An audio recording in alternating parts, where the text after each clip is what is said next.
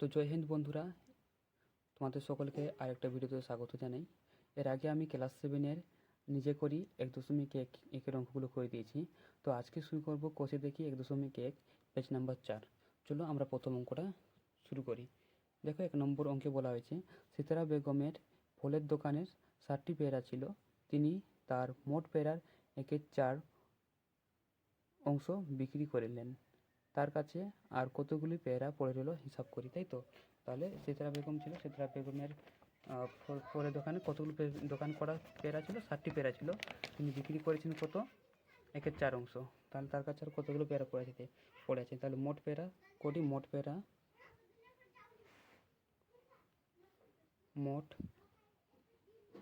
পেয়ারা 60টি। তাহলে বিক্রি করেছেন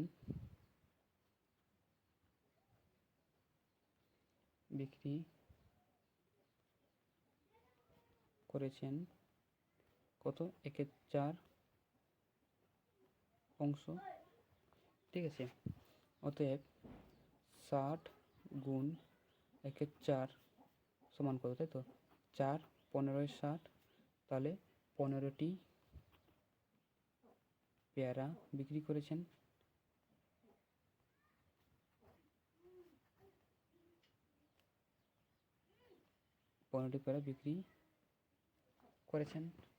তাহলে এবার দেখো কতগুলো পেয়ারা পড়ে থাকবে। তাহলে পড়ে রইল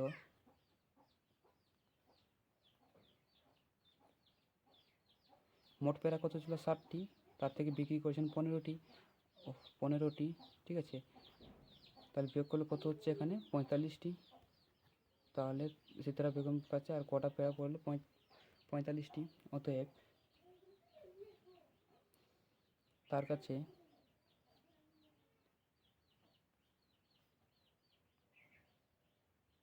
আর 45টি পেয়ারা পড়ে রইল।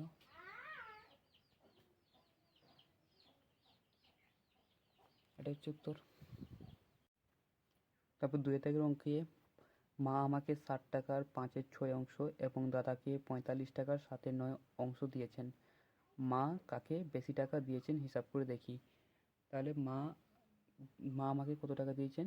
60 টাকার 5/6 অংশ। তাহলে মা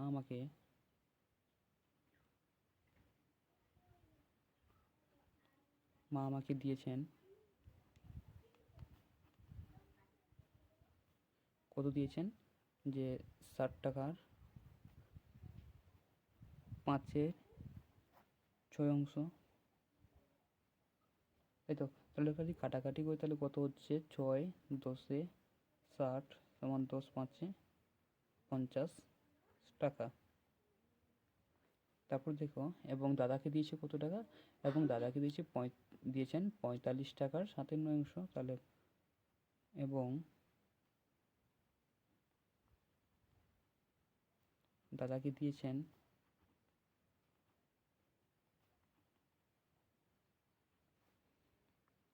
45 টাকার কত? 7/9 অংশ।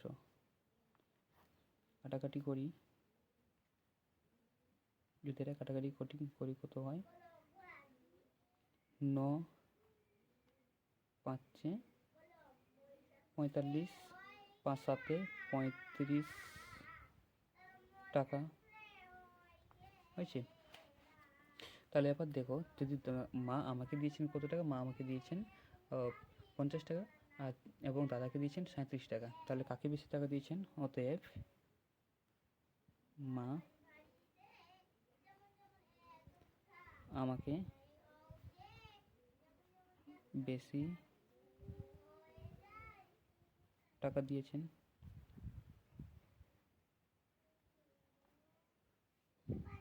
3 দাগের অঙ্কে কি বলেছে?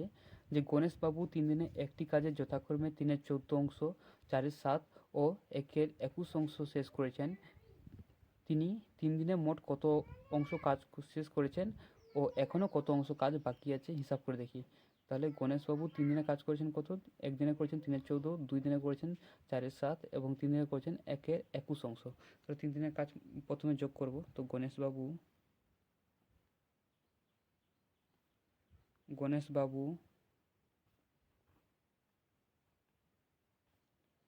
3 দিনে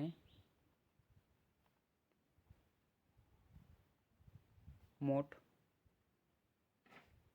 কাজ করেছেন। মোট কাজ কত করেছেন? প্রথম দিনে করেছেন 3/14 অংশ, 2 দিনে করেছেন 4/7 অংশ, 3 দিনে করেছেন 1/21 অংশ। এই 3টে কাজকে একসঙ্গে যোগ, তাই তো? এদিকে হচ্ছে ভগ্নাংশের যোগ করতে হবে। তাই জন্য এখানে কী করতে হবে? আমাদেরকে যে হরগুলো আছে সবগুলোকে যোগ করতে হবে। হরগুলো যা আছে সবগুলো লসাগু করব। 14, 7, 21, 14, 7, 21, 7 দিয়ে 7 2 14, 7 1 7, 7 3 21, আর যাবে না। তাহলে 7 2 14, 14 42, তাহলে কত হচ্ছে এখানে? 42। তাহলে দেখো ভগ্নাংশ করার জন্য কিন্তু এটা যা আছে এর নিচের অংশে কী করতে হবে? ভাগ করতে হবে। ভাগ করে এর সাথে গুণ করতে হবে, ঠিক আছে? 14 3 42, 3 3 9, যোগ 7 6 42, 6 4 24, যোগ 21 1 21, 21 2 42 আর 2 1 2 সমান। এটা যে যোগ করা হয় কত? এটা হচ্ছে যোগ করলে 24 আর 9 যোগ করলে 33, 33 2 35 সমান 42।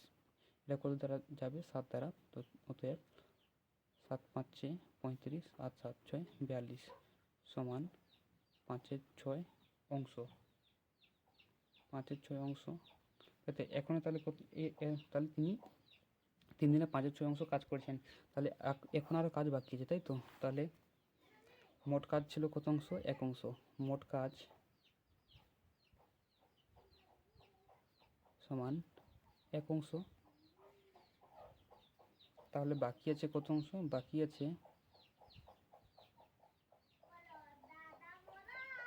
সমান 1 মাইনাস 5/6। তাহলে 5/6 অংশ হয়েছে। তাহলে 1 অংশ থেকে মোট কাজ থেকে যদি এটা যদি হয়ে গেছে তাহলে বাকি অংশটা আমরা পেয়ে যাবো। তাহলে বাকি অংশ হচ্ছে কত, তাই না? তাহলে এখানে লসাগু করলে 6, 6 কে 6 বিয়োগ এখানে হচ্ছে 5 সমান 1/6 অংশ।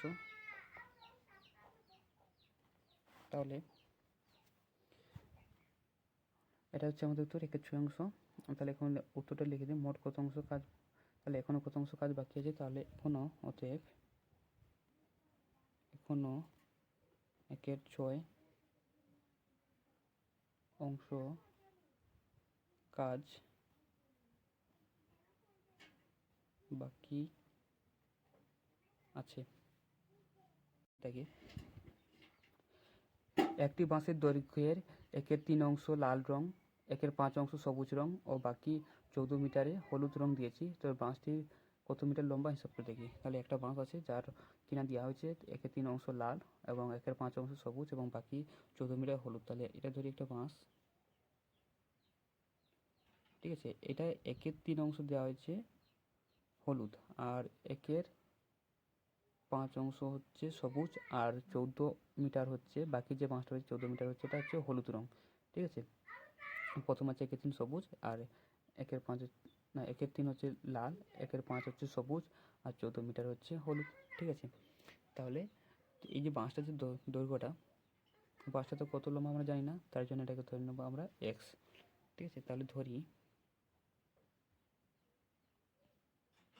বাঁশটির দৈর্ঘ্য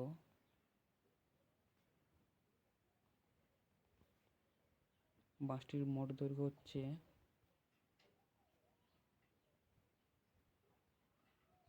দৈর্ঘ্য সমান x মিটার।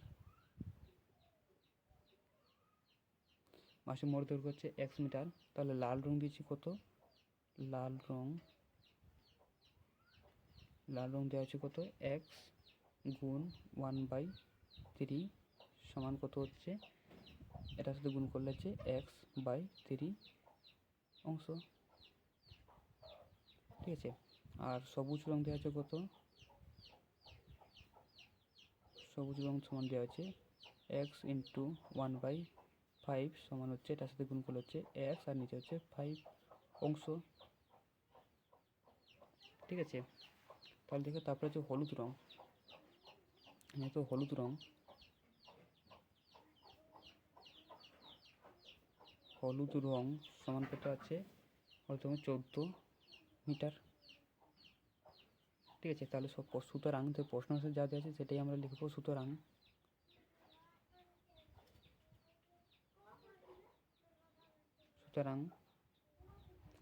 x বাই 3 যোগ x বাই 5 যোগ 14 সমান কত আছে x। এটা বাঁশের দূরত্ব, এগুলো সবগুলো যোগ করে কি আছে যে এটা হচ্ছে বাঁশের দূরত্ব, বা এই তিনটাকে থেকে আমরা লসাগু করবো, 3, 5 আর নিচে আছে 1, তাই তো। তাহলে 3 আর 5 লসাগু করলে হচ্ছে 15, তাহলে 3, 5 15 আর সাথে গুণ করে হচ্ছে 5x প্লাস 5, 3 15, এটা হচ্ছে 3x প্লাস 1, 15 15 আর 15 আর 14 গুণ করলে হচ্ছে কত, 210 সমান x, বা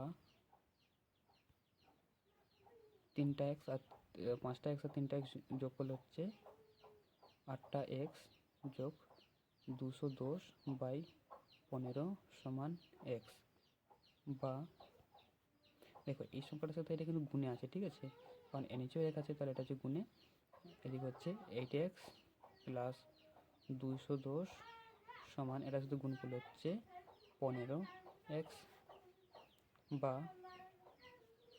8x এদিকটা প্লাস ছিল, এক্সট্রা দিকে চলে আসবে, তাই তো। এটা হচ্ছে 15x আর এটা হচ্ছে মাইনাস 210, বা 8x থেকে 15x বিয়োগ দিলে হচ্ছে মাইনাস 7x সমান মাইনাস 210। এই মাইনাস কেটে যাবে, ঠিক আছে, বা x সমান হচ্ছে, এদিকে ছিল গুণে, এদিকে আসলে হচ্ছে ভাগে, ঠিক আছে, 210 এদিকে ভাগে হলে হচ্ছে নিচে 7, ঠিক আছে, 7 3 21 আর এদিকে 0, অতএব x সমান হচ্ছে 30, ঠিক আছে। এবার দেখো x এর মান আমরা কত ছিলাম, x সমান হচ্ছিল, x সমান হচ্ছে বাঁশ, ঠিক আছে, বাঁশের দৈর্ঘ্য দিয়েছিলাম কত, x মিটার, তাহলে x এর মান আমাদের কত বেরিয়েছে 30, অতএব বাঁশটির মোট দৈর্ঘ্য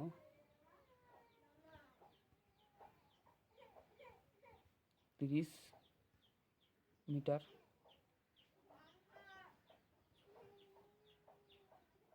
পাঁচের দাগে একটি খাতার দাম 6.50 টাকা হলে 14টি খাতার দাম কত হবে হিসাব করি। দেখো একটি খাতার দাম হচ্ছে 6.50 টাকা, একটি খাতার দাম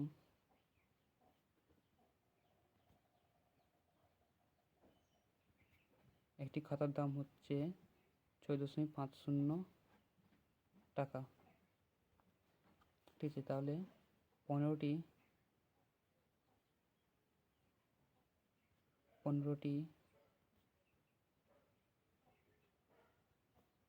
খাতার দাম সমান 6.50 গুণিত 15 সমান কত হয়, 5 0 0, 15 5 75, 5 আর হচ্ছে 6, 15 6 90, 90 7 হচ্ছে 97, দুটা সংখ্যার পর দশমিক, তাহলে 97.50 টাকা। অতএব 15টি খাতার দাম 97.50 টাকা। তারপর দেখি ছয়টা কি বলছে যে একটি বাক্সে 12টি চিনির প্যাকেট আছে, প্রতিটি প্যাকেটের ওজন 2.84 কিগ্রা। বাক্স এবং প্যাকেটগুলির মোট ওজন হচ্ছে 36 কিগ্রা হলে হিসাব করে দেখি বাক্সটির ওজন কত হবে। দেখো 12টা প্যাকেট আছে মোট, তাই তো, 12টা প্যাকেটের ওজন হচ্ছে কত, যে 12টা প্যাকেট, একটা করে প্যাকেট আছে 8.4 করে, এই দুটাকে যদি আমরা গুণ করে পাবো মোট, এই মোট থেকে যদি যাই পাই মোট পাবো, মোট থেকে কিন্তু আমরা কত বিয়োগ দেবো 36, তবে কি পাবো যে বাক্সটার ওজন, ঠিক আছে। তাই করি, তাহলে একটি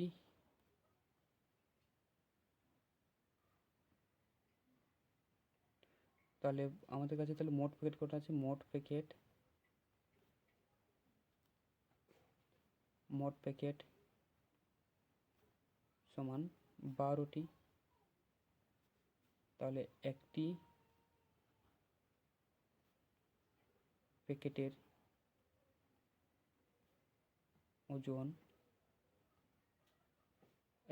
ওজন আছে কত 2.84 কিগ্রা।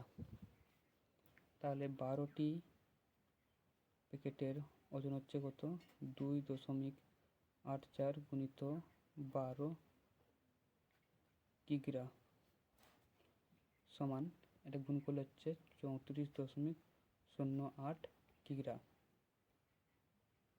ঠিক আছে, তাহলে দেখো এখন বাক্স এবং প্যাকেটগুলির মোট ওজন কত, তাই তো বাক্স এবং প্যাকেটগুলির মোট ওজন কত হচ্ছে, দেখো বাক্স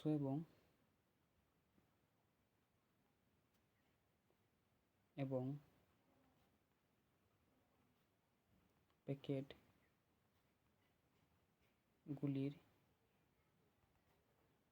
মোট ওজন সমান হচ্ছে কত কেজি, সমান 36 কিগ্রা। অতএব বাক্সটির ওজন সমান 36, এই 36 এবং এই যে এটা হচ্ছে মোট ওজন, এবং এই 34.8 কিগ্রা যদি বাদ দিই তাহলে বাক্সের ওজন পেয়ে যাবে 36 বিয়োগ 34.08 কিগ্রা সমান 1.92 কিগ্রা। ঠিক আছে, এটা হচ্ছে আমাদের উত্তর, কারণ 36টা ছিল মোট, এবং বাক্সের মধ্যে যতগুলো প্যাকেট ছিল প্যাকেটের ওজনটা বাদ দেওয়ার পরে কিন্তু বাক্সের ওজনটা পড়ে রইলো। তাহলে ছয়টা হচ্ছে দেখি ছয়টা লিখবো কীভাবে, এটা হচ্ছে আমাদের উত্তর। তাহলে হিসাব করে দেখি বাক্সটির ওজন কত। তাহলে অতএব বাক্সটির ওজন 1.92 কিগ্রা। তারপর দেখো 7 দাগের অঙ্কে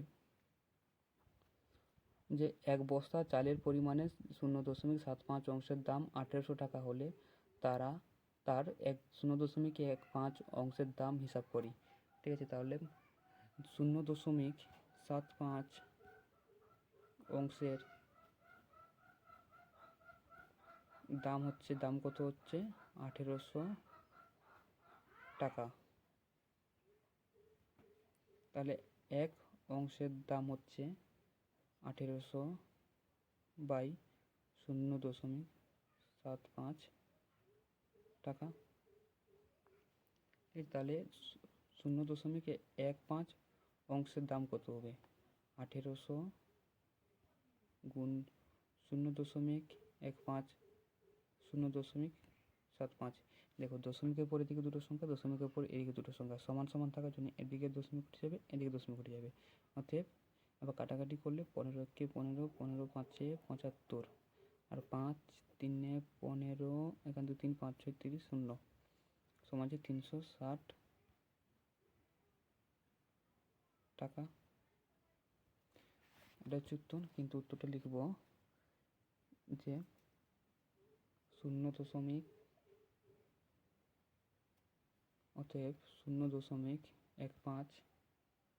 অংশের চালের দাম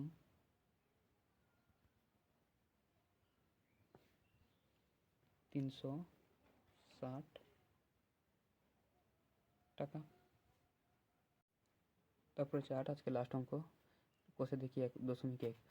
অনিতাদি তার জমির পরিমাণের অর্ধেকের 7/8 অংশ নিজের ভাইকে দিয়েছেন এবং বাকি জমি তিনি 3 ছেলেকে সমান ভাগে ভাগ করে দিলেন। প্রত্যেক ছেলে কত অংশ জমি পেল তা একটি চিত্রের সাহায্যে দেখাই। দেখো যে একটা চিত্র আঁকলাম, এটা হচ্ছে জমি এবং তার অর্ধেক, এটা হচ্ছে অর্ধেক করলাম, অর্ধেকের 7/8 অংশ নিজের ভাইকে দিয়েছেন, মানে অর্ধেকের 7/8 অংশ। 7/8 অংশ বলতে এটাকে 8টা ভাগ করতে হবে, হচ্ছে 8 ভাগ, 1 2 3 4 5 6 7 8, 8টা ভাগ। তাহলে 8-এর 7 অংশ তার ভাইকে দিয়েছেন। 1, 2, 3, 4, 5, 6, 7। এই 1-এর 7 অংশ তার ভাইকে দিয়েছেন অনিতাদি, এবং বাকি যে অংশ রয়েছে সেটা কিন্তু তার 3 ছেলেকে ভাগ করে দিয়েছেন। অতএব এদিকেও তাহলে 8টা ভাগ হবে, এদিকে 8টা ভাগ। ঠিক আছে, এই অংশটা কিন্তু তার 3 ছেলে ভাগ করে দিয়েছেন। তাহলে দেখি যে সবাই কত অংশ করে পেল। তাহলে মোট আছে কটা অংশ? 16টা। এদিকে 8টা, এদিকে 8, 8, 8, 16টি অংশ, মোট 16টি অংশ। ঠিক আছে, সমান 9-এর 16 অংশ থেকে যাচ্ছে। 9-এর 16 অংশ থেকে যাচ্ছে। দেখো এই অংশটা যদি তার ভাইকে দিয়ে দেয় তাহলে মোট অংশ কত? 16টা আছে। তাহলে আর কত অংশ বাকি থেকে যাচ্ছে? 1, 2, 3, 4, 5, 6, 7, 8, 9, 9টা অংশ বাকি থেকে যাচ্ছে। অর্থাৎ 9-এর 16 অংশ বাকি থেকে যাচ্ছে। এই 9-এর 16কে তার তিন ছেলেকে ভাগ করে দেবে। তাহলে 9/16, যেহেতু ভাগ করবে, ভাগ 3 সমান, এখানে ভাগ হয় না, গুণে পরিবর্তন হয়ে যাবে। 9 থেকে 16 গুণ 1-এর 3, 3 3-এ 9 সমান 3-এর 16 অংশ হয়েছে। তাহলে প্রত্যেক ছেলে কত অংশ করে পাবে? 3-এর 16 অংশ করে পাবে। দেখবে যদি 3টা অংশ ভাগ করে দিই, 1, 2, 3 এই 3টা অংশ একজনের, আর 1, 2, 3 এই 3টা অংশ আরেকজনের, আর এই যে বাকি থাকলো এই 3টা অংশ একজনের। তাহলে 3 ছেলের মধ্যে সমান সমান ভাগ হলো। ঠিক আছে, এটাই ছিল আজকের উত্তর। তাহলে অতএব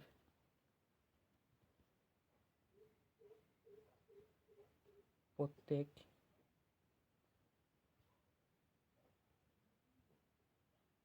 ছেলে 3-এর 16 অংশ জমি পাবে। তো আজকের এই অঙ্কটা শেষ করলাম। অনেক অনেক ধন্যবাদ। সবাই সুস্থ থাকবে, ভালো থাকবে।